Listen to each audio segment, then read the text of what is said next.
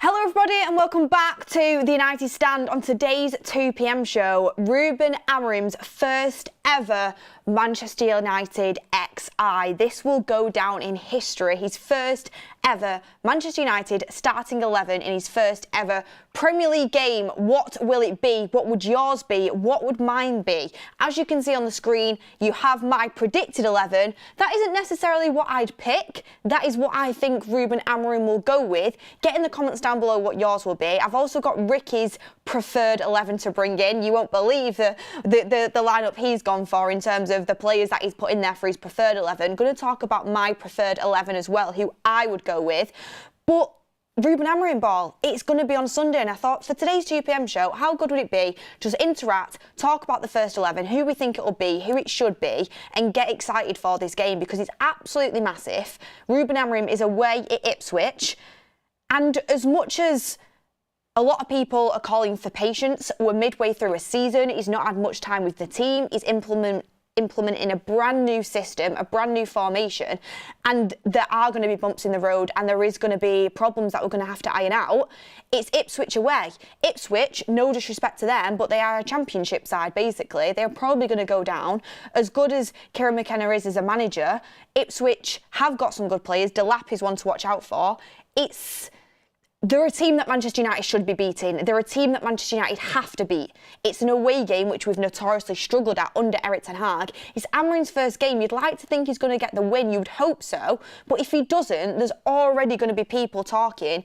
They shouldn't be, because Ruben Amorim deserves time, he deserves patience. But this first 11 is going to be really interesting to see who does he like, and who does Ruben Amorim see fitting into this system? Now, everybody is available apart from Harry Maguire. He is still injured. I'm pretty sure Toby Collier is still injured as well. Victor Lindelof has obviously been injured on international break.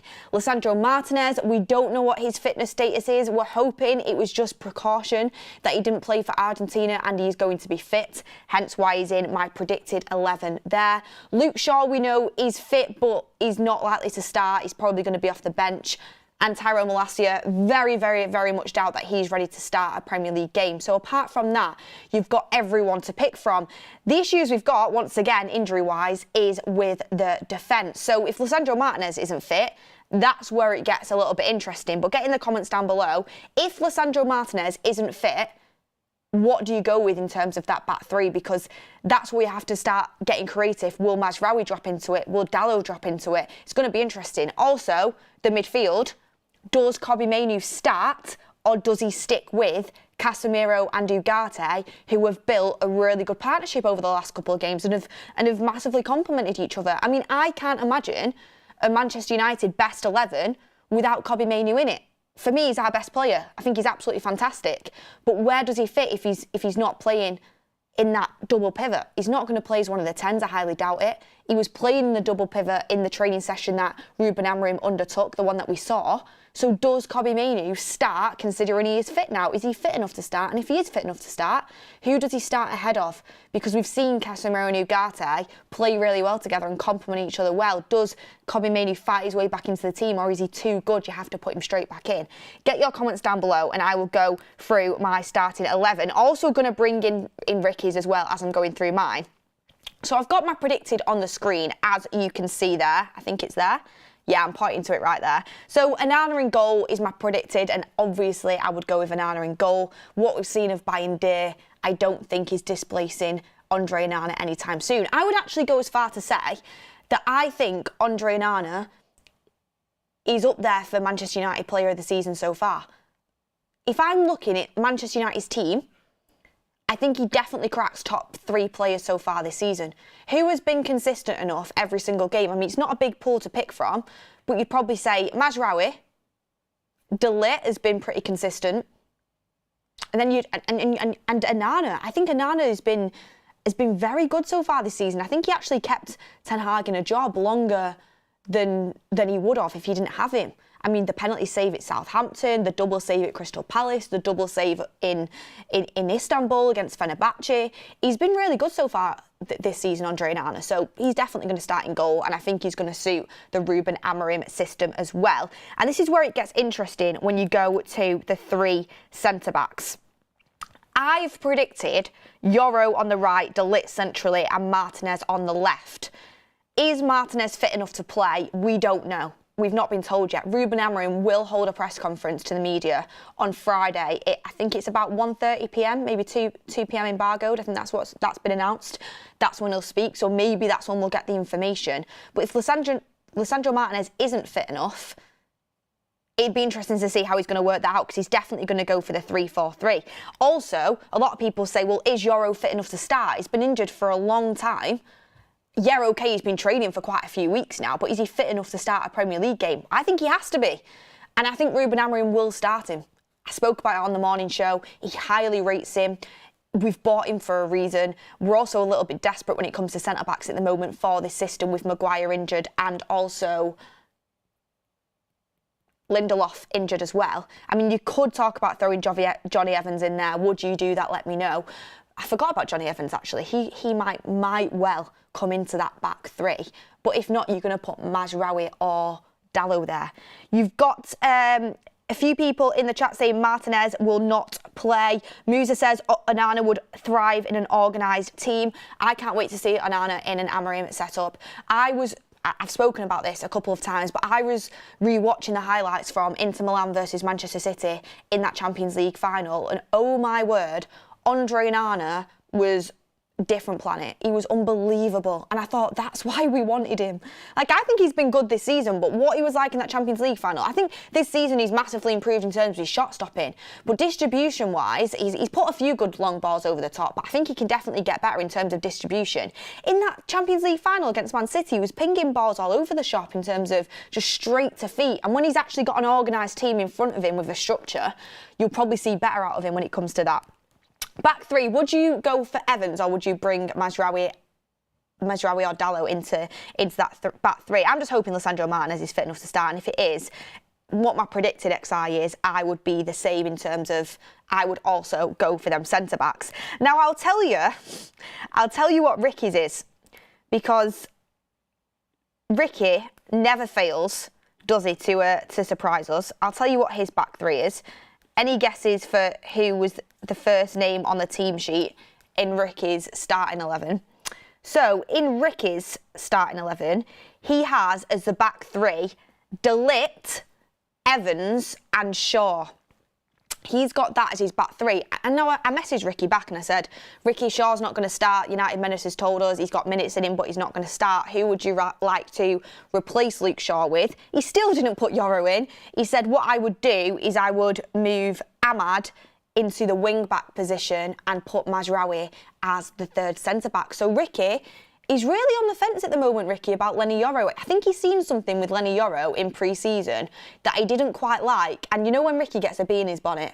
I think he's very unsure on him. However, I'm very excited for Lenny Yoro. I think he's going to be fantastic, and I think Lenny Yoro will start. But you know what Ricky's like? When he's unsure on someone, it takes him a lot to kind of get over that when he sees something he maybe doesn't like. So that's what Ricky's gone for. Would you rather have Ricky's back three or my back three? Ricky's is De Ligt, Evans and Shaw. If Shaw's not fit enough to start, it would be De Ligt, Evans and Mazraoui. Or would you rather have Martinez, De Ligt and Yoro? I mean, I'm not bigging myself up, but I think I would win that poll, to be honest with you. Ricky on another planet, says Stefan G. Evans can't hold a high line, says Nick. Evans, I agree, he's not blessed with pace, but what you need to understand about Johnny Evans is he's blessed with intelligence and experience. He knows where to be on a football pitch. Do I think he's going to be in the starting 11 week in, week out for Ruben Amorim? No, we might be surprised. But if he needs to step in, I think he's absolutely capable. If Martinez is injured, by the way, I think, bring Johnny Evans in. I think I would, rather than dropping Mazraoui or Dalot back. First game playing a back three, I think you want an experienced centre-back in there if Martinez isn't fit. So I'd put Johnny Evans in place of Martinez if Martinez isn't fit. Now let's go on to my midfield.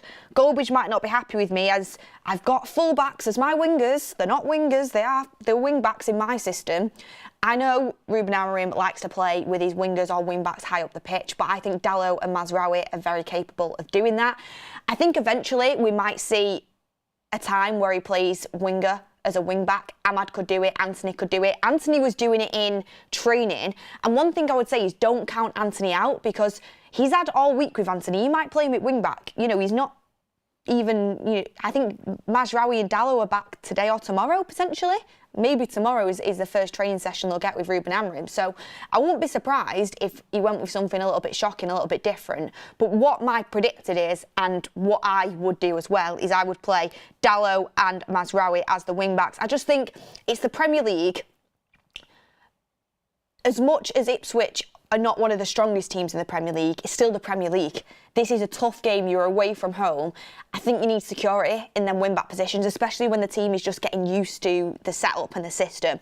I think Dalot is technically good on the ball. I think he can get forward well. I think that's fine. I think Mazraoui is exactly the same. He's good on the ball. He can take players on. He can get forward well. I think that works. The only thing that I find interesting about Dalot playing is that wing-back role, if he does play there, is it's a very different role for him, because under Erik ten Hag, obviously, he was a full-back that was massively inverted, basically became a midfielder when the team pushed up the pitch. He always used to drop into the midfield.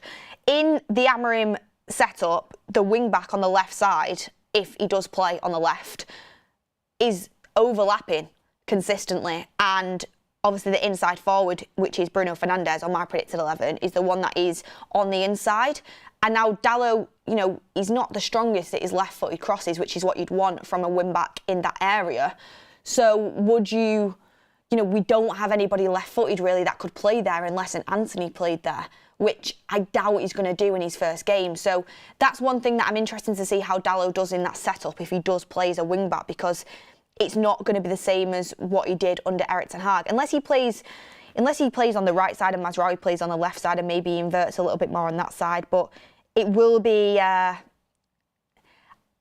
very different for Dalot. And I think Amorim will want to get a left footer on that left side as soon as possible. Nathan Sayer says, I'm not sure Dalot has the footballing brain for this system. He switches off at crucial times. Well, he won't have to be as defensively disciplined in this system as he did in the previous system with a back four. Don't get me wrong, still got to get in shape. But I think Dalot, what he'll actually maybe struggle a little bit more with in this system if he does play that role, is getting forward. Even though Dalot is good going forward, doing the overlapping, and if he's on the left-hand side, it's going to be even more difficult, making them runs and figuring out them attacking patterns. I think he's going to be the bit where he's going to have to develop. I've gone in my predicted 11, Casemiro and Ugarte. Now, this is interesting because I do think he will go with Casemiro and Ugarte, because I don't think Kobbie Mainoo will be fully up to starting a game yet because of injury. But that might be a bit of a cop-out of an excuse, because if he is fit and ready, does he come into the 11? I know that's the question everybody's asking. And I ask you right now, yes or no, into the chat, if Kobbie Mainoo is fit enough to start, does he start? And in my preferred 11, the thing is for me, it's like, if it's not broke, don't fix it. Ugarte and Casemiro have been playing really well together. Casemiro is obviously a senior player. Ugarte has been thriving. I think he had a man of the match at one point, well, voted by the United Stand viewers. Yeah, so it's hard. It's like, does Kobbie come back in, or does he wait for his opportunity? But he's such a good player. He's such an important player. He's so technically good, you want to put him back in. But I think I actually would stick with Casemiro and Ugarte, which I never thought I'd say, because after that Liverpool game, I generally had wrote Casemiro off, and I thought, I think I said I don't think he should play for United again. I think I said that. But he's done so well since Erik ten Hag's been sacked. And I do think him and Ugarte complement each other really well. And especially in again, this new system, having them as the base behind Bruno Fernandes and Amad, I think would work. So, yeah, I think I would actually go with that. I think I would stick with Casemiro and Ugarte for now. If Kobbie was to come back in, he would come in place of Casemiro for me. And I think Ugarte would keep his role. And I think that's what eventually will happen. I would stick with Casemiro and Ugarte for now, and I think Amorim will do that. But I think eventually the midfield two that we're building around and what we're going to see on the regular basis is going to be Ugarte and Mainoo. We know that Ineos actually brought Ugarte in for Mainoo to build around Mainoo. They did the data tests, and Ugarte's season at Sporting Lisbon before he went to PSG came up as the best midfielder to complement Kobbie Mainoo. So that will be it for the future, but for now I think I would stick with Casemiro and Ugarte. Just to get in what Ricky's was, Ricky had gone with, he said If Shaw is fit, he'd go with Mascherano and Dalot as the wing-backs and Casemiro and Ugarte in the midfield. But if Shaw isn't fit, he'd drop Mazraoui back into the centre-back position and he would move Amad to the wing-back position. So we'd have Amad, Casemiro, Ugarte and Dalot. That's what his would be. A bit confusing, but I think you'd understand what I'm saying there. In terms of the two number 10s, the inside forwards, my predicted is it's going to be Bruno Fernandes and Amad. Now, this was a flip of the coin. Because I'm so used to Amad being mistreated and not getting the game time he deserves, I did think in my head, will Amad actually start? But I think he has to. I think he's so suited to that role. He's been training with Amorim all week, so he's seen him and he'll have seen how good he is. Of course, Amorim's watched the games that Ruud was in charge of, and Amad was absolutely killing it. He was our best player by far. So I think Amad has to start. Bruno will start. I have no doubts in my mind. I spoke about that on the morning show, and I think he should start as well, and I think that's the position he'll start in. But I just think he's also seen Mason Mount all week, and Mason Mount does suit that role, and he did seem to be liking him in training, just from a little clip I've seen. So it was a toss-up for me whether it would be Amad or Mason Mount. In my preferred 11, as much as I do like Mount, I would actually stick with Amad because I think he deserves it the way he's been playing. But it was a toss-up in my predicted whether he would go with Amad or Mount, but I think he will. I think he will go with Amad based on his previous performances as well. Rob says he might go with Bruno and Mount. I agree. I think that could be what he goes for, but I just think Amad has to start. Roger Ward says Garnacho will play on the left. Do you mean as a left-sided forward or as the winger/wing back? Tertha says won't risk another injury to Mainu. That's what I mean. If you don't have to shove Mainu back into the team, let him come back in naturally and build his fitness up. I agree with that. I think that's what we should do, especially with how well Casemiro and Ugarte have been playing together. I reckon it'll be Amad. Let's get a poll run in the chat. Amad or Mount? Who do you think will start? Not who you want to, who do you think will start in that 10 role at the weekend? And then my centre for... Oh, no, actually, I need to tell you Ricky's, because this is where it gets interesting. Ricky went with, if Shaw is fit, it all stems back to this, if Shaw is fit, which he won't be, so I've told him that, not fit enough to start. Ricky said if Shaw is fit, he'd go with Eriksen and Ahmad as the two 10s. And if, obviously, Shaw isn't fit, he'd drop Mazraoui back into the back three. He'd move Ahmad back to wing back, and he'd play Eriksen and Mount as the two 10s in there, if that makes sense. Again, the fact that Ricky's got Eriksen in just shows, what he's about. Eriksen, I think he's been one of our best players so far this season. Definitely, probably our best midfielder. But I just don't see him getting into this team because I just don't think he has... I don't think he has a position in this team that is going to completely fit Amorim. Don't get me wrong, on the ball he's fantastic, and I definitely think he has a role to play, and I think he will play minutes. Will he start, though? I don't know if he's got the engine and the legs. I wish he did, because I think if he did, he'd be our best midfielder because of how intelligent he is. But I just don't think I think in the Amorim system where his 10s are going to need extreme work rate, I don't think Eriksen matches up with that. And then when you're looking at the two 8s, I just think Mainu, Casemiro and Ugarte are probably going to be ahead of Eriksen in terms of the defensive duties that they can carry out. But Eriksen is an interesting one. He might be in the 11 and he might surprise everybody once again because everyone did write Eriksen off, and he's been one of our best players so far this season. And as much as I really do like Eriksen, and I'd actually keep him for another year because I think he can offer something as a squad player, I don't think he'll start under Amorim in his first game, personally. The poll's running in the chat if you want to vote on that. We have a super chat in here from Daniel Sturridge saying, no Garnacho, Beth, only just joined. No, not for now. I think he'll come off the bench, Garnacho. I don't see a place for him in the starting 11, but I might be surprised.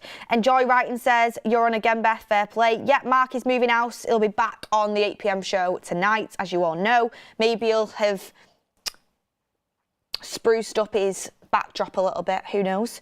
Nades Genser says, do you think he will throw Yoro in straight away? I think he will, just because I don't think we've got much other option, especially if Martinez is injured, because we've got a lot of injuries. It's centre-back.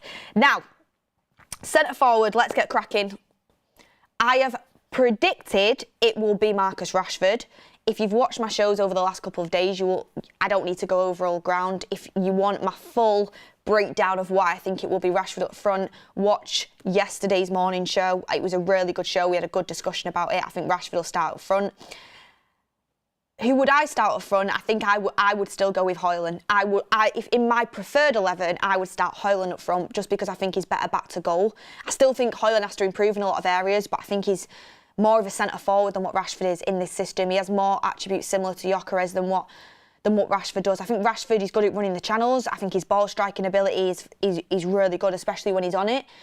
And maybe with a point to prove and a fresh start, he will, be up for it and he'll impress. And I think Amorim will pick him. But I would just go for Højlund just because I think he's more of a centre forward than what Rashford is. But I seen a very worrying stat actually about Rasmus Højlund, and it is that Rasmus Højlund has not had a shot in a third of his 55 games for Manchester United. In 21 games, he has had one or no touches in the opposition box, something Amorim needs to solve. So in a third of his 55 games for United, he's not had a shot in a third of them. Like, that just shows, doesn't it? And okay, yeah, he's not getting the service, and that shows how bad the service is, but he also needs to get himself into some better positions, I think. But also we need to provide the service, which is something that Amorim really needs to work on. I do think if you're telling me what do you think the issue is, service or just, his general play as a striker, I would say 75-80% service. 20% he needs to do better in terms of his runs and picking up better positions. He's got other things to work on in terms of his hold-up play, that bit of a lighter first touch, knocking the ball off quicker to the players around him. But I think Højlund is the future as the striker in this team. I think he's the one that has the most promise as a striker. So that's why I would go for him. But I do think Amorim will go for Rashford, and I've said loads of times the reasons I think that'll happen. And Ricky went for... Who did he go for? He went Højlund as his choice. It's striker. He would also go for Højlund as well. Just interesting, this is completely off topic now, but I've just had this sent to me. It's coming from Political, a really, really good source, that Manchester United's interest in Alfonso Davies is getting more concrete, with the club willing to offer him numbers higher than Bayern Munich and Real Madrid. He does not have an agreement with any club yet. This interest in Alfonso Davies is real, and Ineos are pursuing it. We clearly like him, we clearly want him. We're clearly attracted by the fact we could get a very good player on a free transfer. Manchester United will offer a bigger wage and probably a bigger signing-on fee because they want to get him. And when you're in Manchester United's position, which is where you can't compete with Real Madrid in terms of we're not competing for Champions Leagues, we're not competing for the Premier League the way Real Madrid are competing for La Liga, you've got to offer something else. As much as players should want to come to Manchester United, and we're the biggest club in England and one of the biggest clubs in the world, if not the biggest, you've got to convince them with something else. We had to do it with Lenny Yoro. Let's be real. That's what you've got to do. So Man United will be offering a bit more money because you don't have to pay a transfer fee either. So that Alfonso Davies one is a really interesting one to watch. One thing I will say is he's talked about how he wants to play in the Premier League.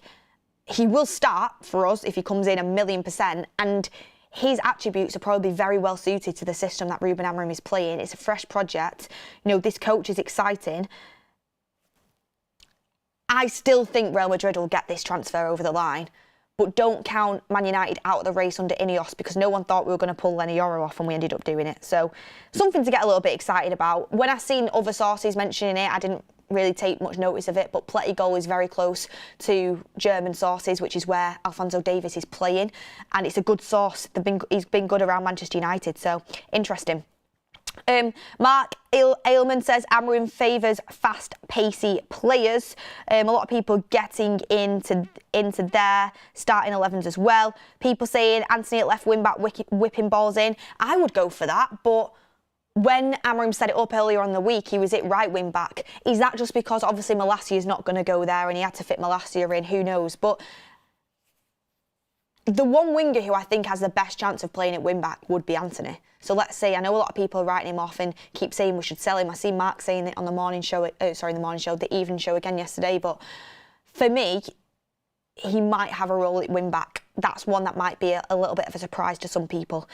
Who do you think will start in the number 10 role, Mount or Ahmad? What are the results of that poll, if I can get told them? My polls don't work. 72% of you say Ahmad, and I would agree with you. I think Ahmad deserves it after his recent performances, and hopefully Amorim sees that as well.